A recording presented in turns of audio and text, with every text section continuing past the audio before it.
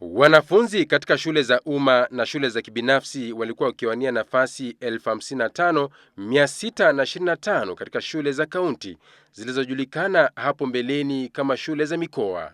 Lakini sasa ni dhahiri kuwa wanafunzi kutoka shule za kibinafsi wanaonekana kuchukua nafasi nyingi katika shule hizi za kaunti. The Precious Blood is a public school.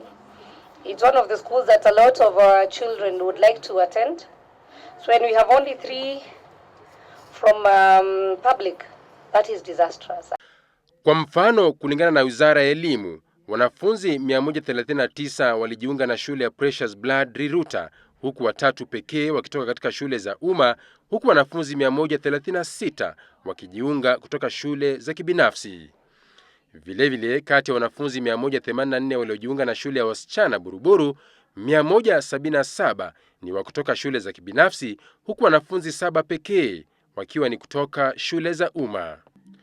Kwa upande mwingine, shule ya wavulana Njiri iliwateua wanafunzi 319, 303 kati yao wakitoka shule za kibinafsi, huku wanafunzi 16 kutoka shule za umma. Hata hivyo, shule ya Jomo Kenyatta ilifuata kanuni hiyo, wanafunzi 182 wakijiunga na shule hiyo kutoka shule za umma, huku wanafunzi 228 wakitoka shule za kibinafsi.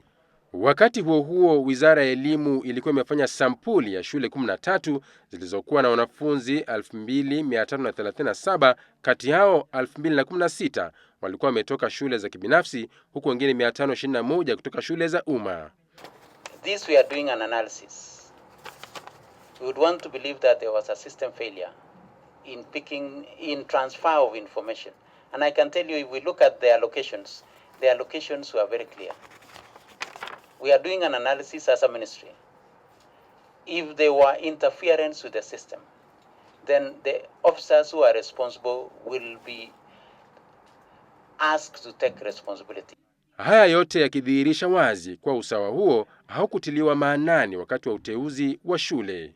Washikadau katika Wizara ya Elimu, hata hivyo, wamesema kuwa watapitia kanuni hiyo ili kuhakikisha usawa katika uteuzi wa shule za sekondari. Patrick Injendi, Citizen Nipashe.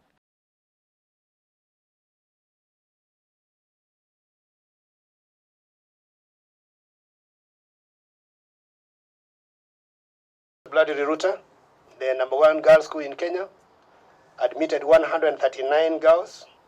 136 of those came from private primary schools, and there's only 3 that came from public primary schools. So that even when noise is made about